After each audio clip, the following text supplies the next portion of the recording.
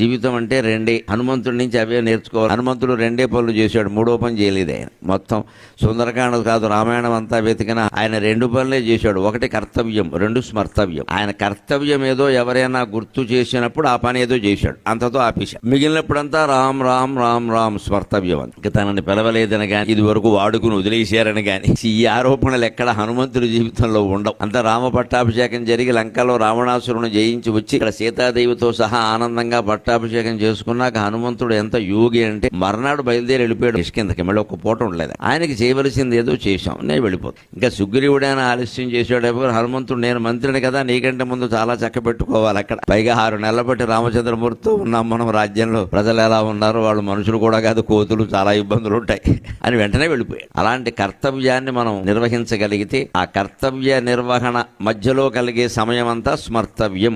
జీవితం అద్భుతంగా ఉంటుంది, సందేహమే.